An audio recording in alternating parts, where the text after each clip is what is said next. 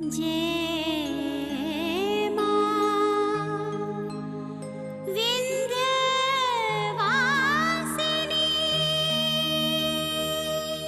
तुम्हारी हिम्मत कैसे हुई हमारी पोतियों के बारे में अनाप शनाप बकने की?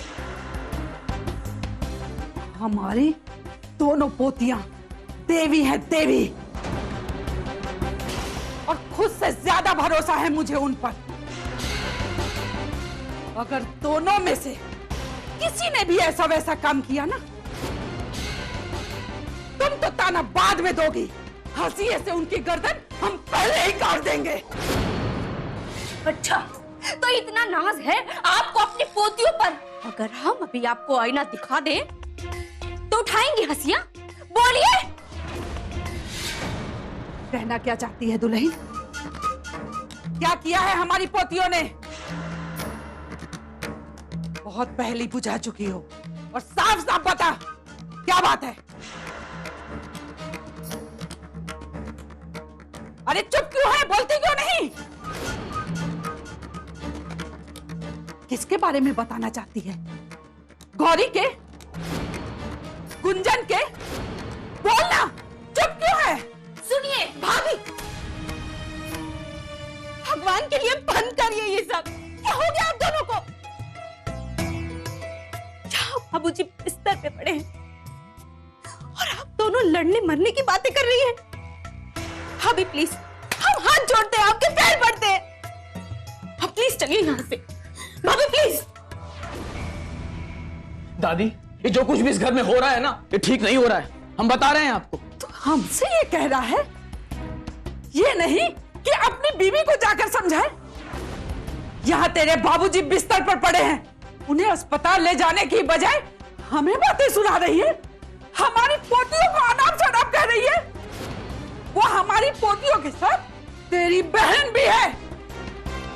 तुझे शर्म नहीं आती अपनी बहनों के बारे में सुनते हुए? माफ कीजिए दादी, तुमने जो कुछ भी कहा है वो ठीक ही कहा है। अरे जितनी जिम्मेदारी हमारी बनती है ना, उतनी गौरी की भी बनती है। और आपने गौरी को मुंबई भेजा था ना, आने दीजिए गौरी को, अब उसके बाद ही होगा फैसला। वाह बेटा वाह, आज तूने साबित कर दिया कि माँ बाप बेटों की लालसा क्यों करते हैं, ताकि बड़ा होकर वही बेटा अपने माँ बाप का घमंड चोर कर सके जो उन्हें बेटा मिलने पर होता है। और बेटा, इसमें तेरी कोई गलती नहीं, सब इसके अपने कर्म हैं जो इसके सामने आ रहे हैं।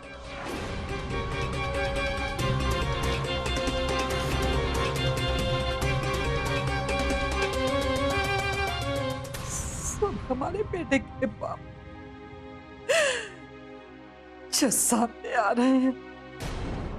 हम तो बदुआ भी नहीं दे सकते क्योंकि हम तो माँ है ना, माँ।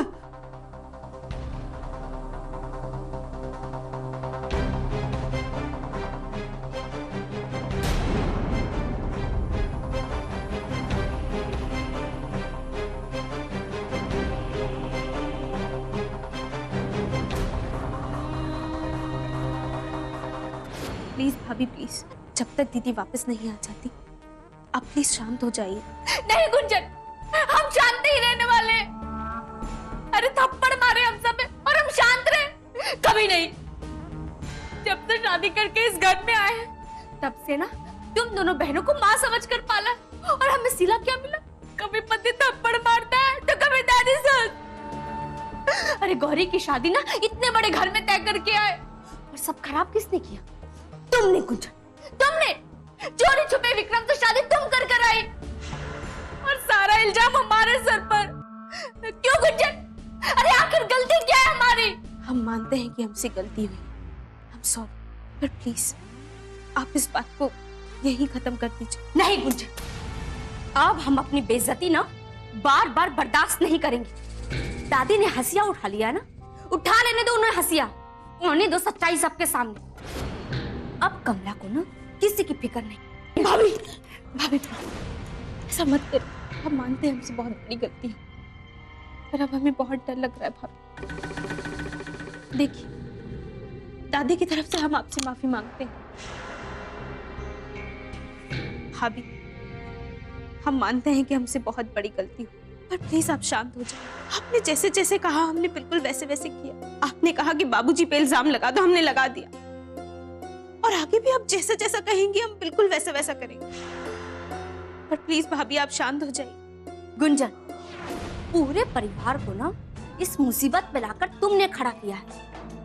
तुम्हारी वजह से आज पूरा परिवार परेशान है। तो तुम्हें ही ना हम सबको इस मुसीबत से बाहर निकालना। हाँ हाँ भाभी, तो बताइए आगे क्या करना है।